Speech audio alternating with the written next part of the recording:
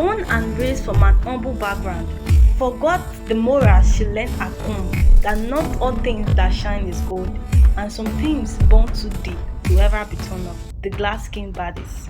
At Meadowbrook Academy, beauty wasn't just important, it was power. It was how you made friends, how you got noticed, and how you were treated every single day. There were mirrors everywhere, in the bathrooms, in the highways, even on inside of some door lockers. People checked their reflections between classes, during classes, and even while pretending to study.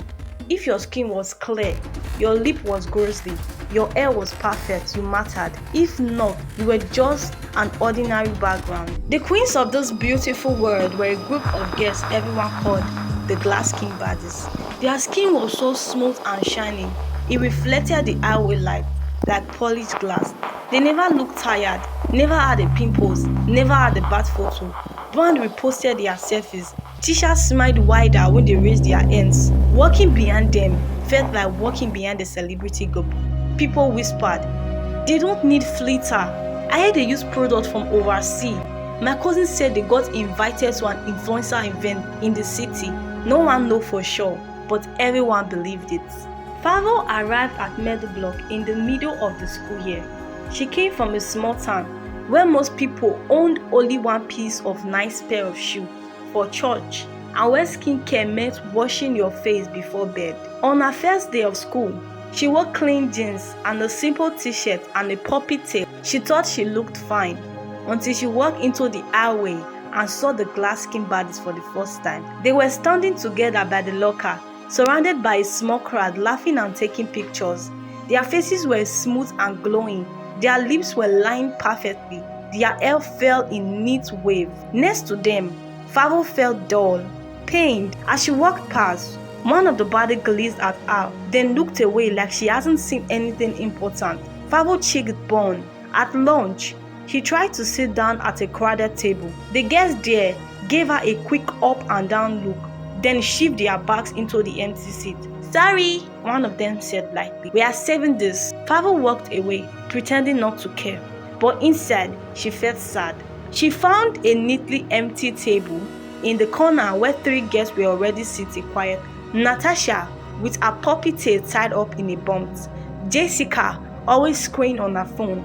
And Peace, who had kind eyes and a soft voice.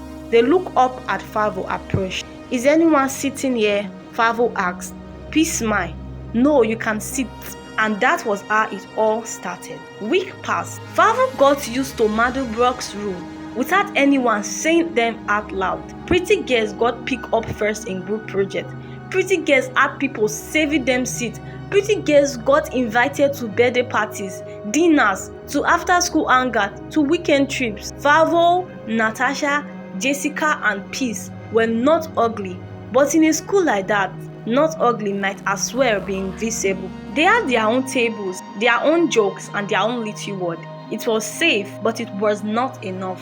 One morning, as they walked past a row of mirrors on their way to class, the glass skin baddies were already there, fixing their lip gloss and taking selfies. Favo tried to ignore them, but she caught something in their reflection, herself standing behind them. Her skin looked uneven under the rash highway light. Her nose looked bigger from that angle. Her eyes looked tired. One of the baddies tapped her friend and titled her hand towards Favor's reflection. "See that?" she said quietly, but not quiet enough. "That's why everyone needs flitter." They laughed. Favo pretended she didn't hear and kept walking, but the comment struck her. One afternoon, at lunch, she dropped her tray on the table, a little harder than she meant to. Jessica frowned. "Rough day?" she asked. Favor stared at her food. "I'm tired of feeling like a shadow." Natasha sighed. "I'm tired of being the before picture." Peace shaped her drink. "We are not bad. We are not good enough," Favo said, more sharply than she intended. "Not here, and not in this school." They all went quiet for a moment. Then, Natasha said what they were all secretly thinking. "I wish we could glow like them." Jessica nodded. "We have tried every cream, every face mask, every YouTube trick. Nothing works." Peace looked like she wanted to say something hopeful, but the word did not come out. "Maybe we are not just meant to be beautiful," Favo whispered. The thought hurt more than she expected. Days went by. Favo started spending more time in front of the bedroom mirror at home. She watched skincare videos before going to bed. She plucked at her face, turning left and right, searching for something, anything special. Why are you always staring at yourself like that? Her mother asked one evening. Favo forced a smile. Just teenager things. Her mom shook her head. You are fine the way you are. But fine didn't help at Meadowbrook. Fine didn't get you noticed. That thought echoed in Favo's head when she sat alone in the cafeteria one rainy afternoon. Her friends had club activities that day.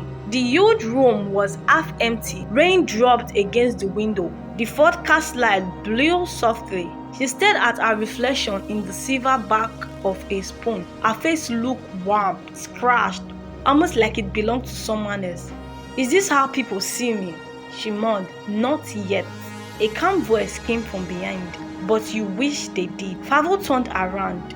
A girl stood there, tall and still, with long black hair flowing over her shoulders.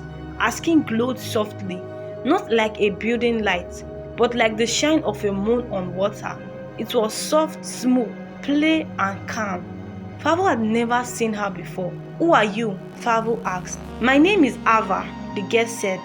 I know what you have been looking for. Favo frowned. What do you mean? Ava sat down across her without asking. You want to glow, she said simply. Like them. Favo had skipped. How did you know? It shows, Ava said, her eyes sliding briefly over Favo's face. In your eye, in the way you looked at the mirror here. Favo didn't know whether to feel scared or relieved. Ava gazed around the empty cafeteria, then leaned forward. There is a place in the mountains. A woman lived there. People go to her when they are tired of being invisible. Ava said quietly. Favo swallowed. What does she do? She gives them the glow they have always wanted. Ava said. Skin like glass, light that never fails, attentions that never stops. The words sank into Favor like a spell. Is this some kind of joke? Favo asked, though her chest weighed tight with hope. Ava's face did not change. Do I look like I'm joking? Her eyes were serious, too serious. She took a small piece of paper from her pocket and slid it across the table. The letters on it stamped in faint silver ink, an address and a hand-drawn symbol of a small hunt under a crescent moon. You must go alone, Ava said, and you mustn't tell anyone. Why? Favo asked. Because real beauty doesn't like witness, Ava replied. Before Favo could respond, Ava stood up. The light flanked for a second, and when they retreated, Ava was already at the door. Favor blinked, and she was gone. That night, Favo lay in her bed, staring at the silver card on her pillow. Her thoughts spun in cycle. What if it was all a lie? What if it was dangerous? What if it was real?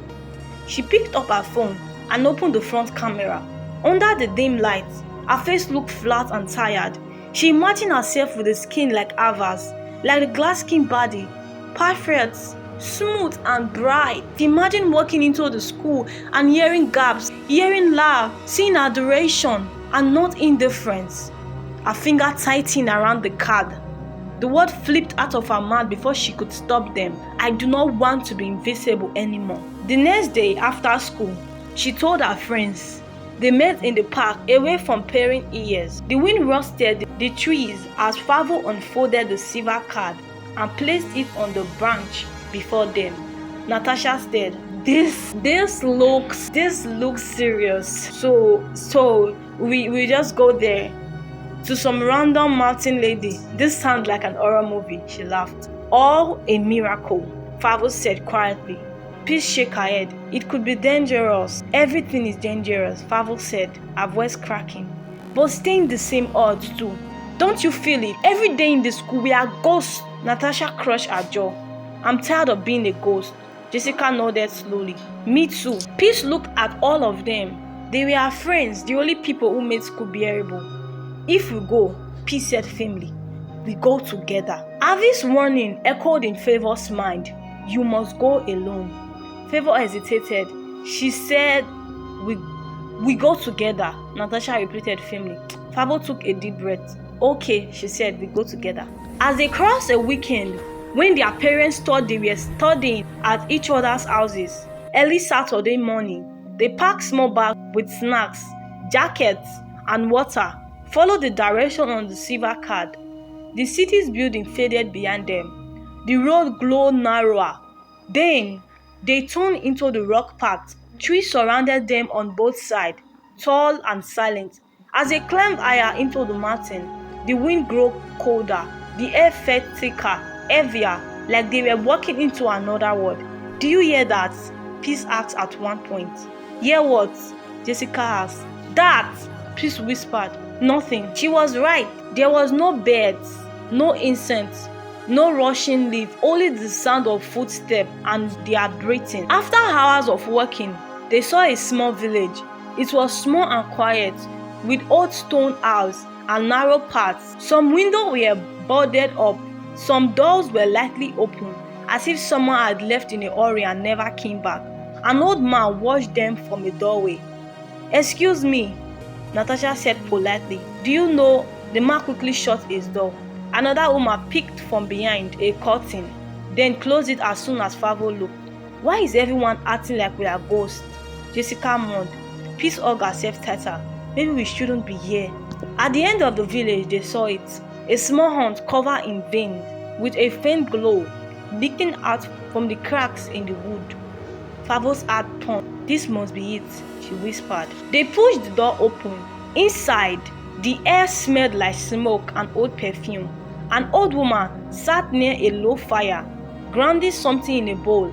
Her hair was long and grey, beaded over her shoulder.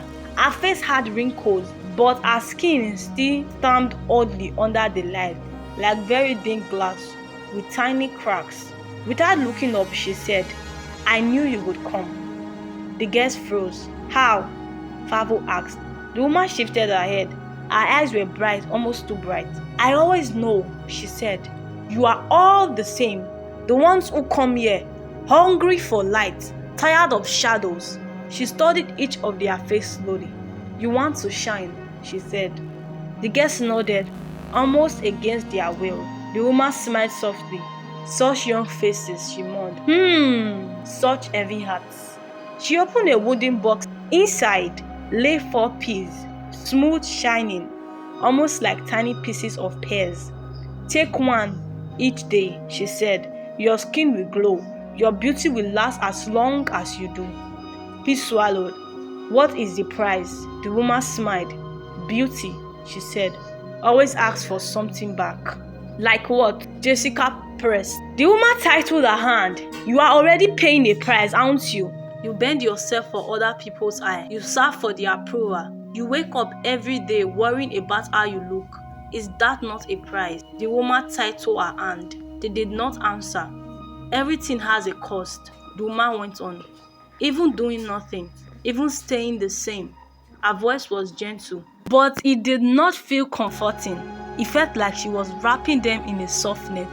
"Take the pill," she said. "See for yourself. If you are happy with the glow, you will not care about the price." She laughed. Favo reached out first.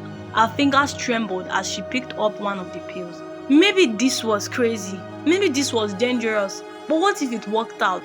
She thought of the glass skin badges, of the jokes, of the empty seat rejection, of her mother saying you are fine. Maybe she was done being fine.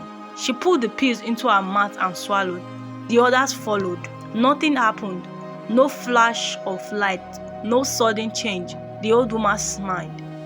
"This will begin slowly," she said. "Go now. Go back to your world." As they stepped outside, Favo turned around. "Who are you?" she asked. The woman's bright eye met hers. "I am a nobody," she said softly. "I just give people what they already wanted." The door closed behind them on its own. For the first day, nothing changed. The second day, Favo noticed her skin looked a little softer in the morning. Nothing huge, just less texture, less dullness. By the end of the week, it was obvious. Their skin glowed, not oily, not shining because of sweat, but glowed. Light from the classmates' windows seems to rest gently on their faces and slide off. Their ponds look almost invisible. Their selfies came out good from every angle. The first day they walked down the highway together after the glow truly started, people actually stopped and stared. Wow! Someone said. Did they always look like that? Are they new? Are they models? Even the glass-skinned baddies turned to look. For the first time, the baddies' glow didn't seem so special. Next to Favo and her friends, their shine looked normal. That was the first time Favo saw uncertainty in their eyes. From that day on, everything changed. People smiled at Favo in the highway. Boys who never know her name before suddenly remembered it. Guests asked what product she used, what routine she followed. Her Instagram follower started climbing. Someone published a video of the four of them walking together through the highway with the caption, "New glass skin queens." The comment poured in, "I need their routine now. They don't even look real." Main character's energy. Pavel read every comment, every message. Her heart swallowed. This is what it feels like to matter. Not bad. Nice. But with the glow came something else. Shadows looked darker behind them. At night, when Favo turned off her bedroom light and lay down, she could still see the faint outline from her arm glowing softly in the dark. Her reflection sometimes felt delayed. She would smile at herself in the mirror, then walked away, and for a split second it looked like her reflection was still smiling. "Did you see yourself weird?" she asked Natasha one day after they washed their hands in the bed. Natasha frowned. "What do you mean?" Favo stared at her reflection. The light above tinkled. For a moment, all she could see was the glow of their skin, pale and bright, floating in the dark bedroom. A chill ran over her shoulders. "Nothing," Favo said quickly. "Forget it." But it wasn't nothing. At first, it was small things. Birthday parties, art gathering, school events, even bigger invitation came from older students, from some kids in the city, from people who only know them through social media. They were the it guests. Now, everybody wanted them. At every rooftop party, as music boomed around them and city lights blinked in the distance, everyone kept looking at Favo. She stood under the fairy light, her skin crushing every glow, reflecting it like crystal. Is she wearing highlight all over her body? Her skin is insane. She looks detailed in real life. And that was when she met Chief.